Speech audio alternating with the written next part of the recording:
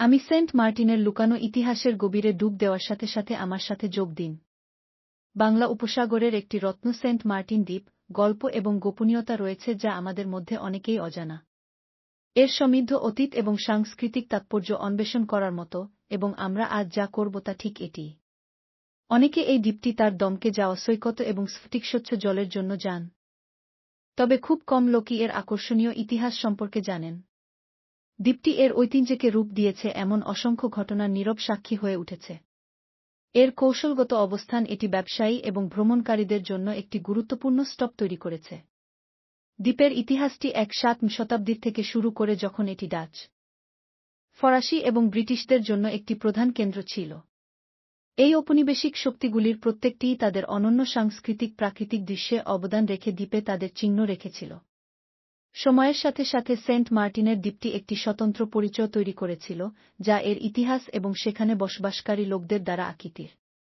দ্বীপপুঞ্জীদের নিজস্ব ঐতিহ্য, রীতিনীতি এবং জীবনযাত্রার সাথে একটি সমৃদ্ধ সাংস্কৃতিক ঐতিহ্য রয়েছে। বাণিজ্য ও সামুদ্রিক ইতিহাসে দ্বীপের ভূমিকা বাড়াবাড়ি করা যায় না। এটি পণ্য, ধারণা এবং সংস্কৃতি বিনিময় করার জন্য একটি গুরুত্বপূর্ণ কেন্দ্র ছিল।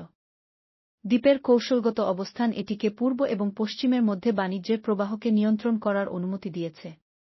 তবে দ্বীপের ইতিহাসের সবচেয়ে আকর্ষণীয় অংশটি একটি আশ্চর্যজনক ঘটনা যা এর বিকাশের গতিপথকে বদলে দিয়েছে।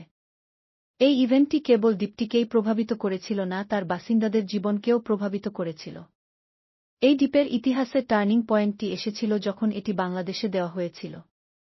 এটি দ্বীপের জন্য একটি নতুন যুগ চিহ্নিত করেছে, কারণ এটি তার নিজস্ব অনন্য পরিচয় বিকাশ করতে শুরু করেছে।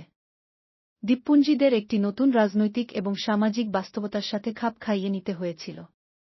এই ইভেন্টের উত্তরাধিকারটি আজও দেখা যায়, দ্বীপটি বিকশিত এবং বৃদ্ধি অব্যাহত রয়েছে। এর ইতিহাস এবং সংস্কৃতি এর জনগণের স্থিতিস্থাপকতা এবং সংকল্পের একটি প্রমাণ। সংক্ষেপে বলতে গেলে, সেন্ট মার্টিনের দ্বীপে একটি সমৃদ্ধ এবং আকর্ষণীয় ইতিহাস রয়েছে যা অন্বেষণ করার মতো।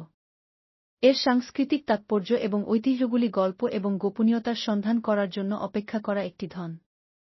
আপনার যদি সেন্ট মার্টিনের দ্বীপ সম্পর্কে কোনো চিন্তাভাবনা বা গল্প থাকে, তবে আমি নিচের মন্তব্যে সেগুলি শুনতে পছন্দ করব।